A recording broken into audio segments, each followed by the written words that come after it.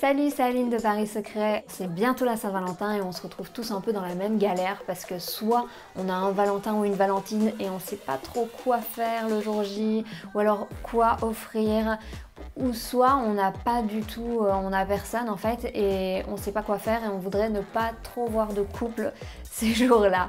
Donc voilà, moi j'ai des solutions à vos problèmes et je vais tout de suite vous en faire part. Aujourd'hui ma vidéo sera divisée en 4 parties. La première, les endroits les plus romantiques de Paris. La deuxième, des idées cadeaux. La troisième, des activités à faire en couple. Et la quatrième, des activités à faire si on est célibataire. Il y en aura pour tout le monde.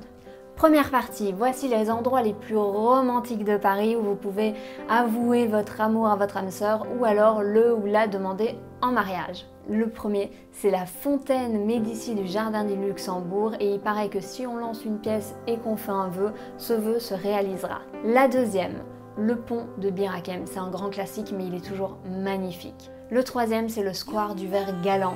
Alors c'est une espèce de petite pointe où j'ai l'habitude de faire des pique-niques avec mes amis en été. Mais là, pour le coup, c'est vraiment hyper romantique si on veut y aller à deux. Bien évidemment, le mur des je t'aime à Montmartre qui est hyper connu et il y a des je t'aime dans toutes les langues. 5. Les pyramides du Louvre. Alors les pyramides du Louvre, elles sont magnifiques.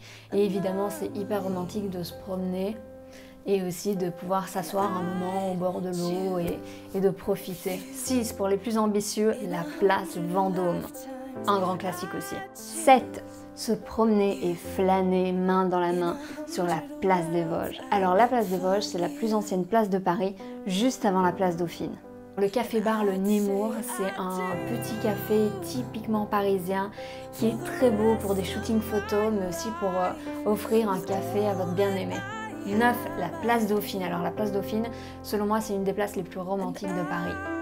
Et 10. Finalement, pourquoi pas emmener votre moitié se promener le long du canal Saint-Martin. Partie 2. Voici nos bonnes idées cadeaux pour la Saint-Valentin. Le premier, c'est retomber en enfance et emmener votre Valentin ou votre Valentine faire un petit tour à Disneyland. Le deuxième, c'est un atelier un peu insolite de création de parfums. La troisième, c'est une dégustation de vin et de fromage chez Au Château. La quatrième, c'est prendre un moment pour se relaxer, respirer et se faire un massage aux huiles chaudes. Et le cinquième, pour finir, ce sont 2 places pour aller au cinéma. Évidemment, je vous laisse tous les liens juste ici en dessous de la vidéo pour que vous puissiez réserver vos cadeaux de Saint-Valentin. Partie 3. Voici le top 5 des meilleures activités à faire en amoureux pour la Saint-Valentin. 1. Une balade en calèche. 2. Un shooting photo à Montmartre. 3.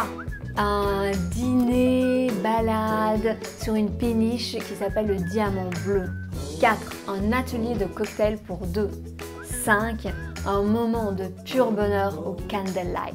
Je vous laisse évidemment tous les liens juste ici en dessous de la vidéo pour que vous puissiez réserver vos places. Et la partie 4 de cette vidéo, qui est la dernière, est que faire à Paris si on est célibataire pour la Saint-Valentin. Voici le top 5 des bons plans de Paris Secret pour les célibataires de notre communauté.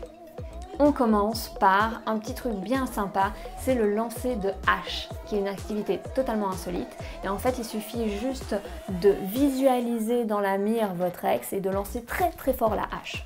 C'est sympa. 2. Participer à un atelier de brassage de bière entre potes. Fabriquez votre chapeau sur mesure à l'atelier Arsène. Participez à une soirée et relâchez-vous. Personnellement, je vous propose la guinguette à roulettes de Martine Patine. C'est le 15 février et il paraît que ça va être oufissime. 5. Pourquoi pas un drink and match au Café de la Presse le 13 février. C'est juste le jour avant de la Saint-Valentin, comme ça on peut rencontrer des gens.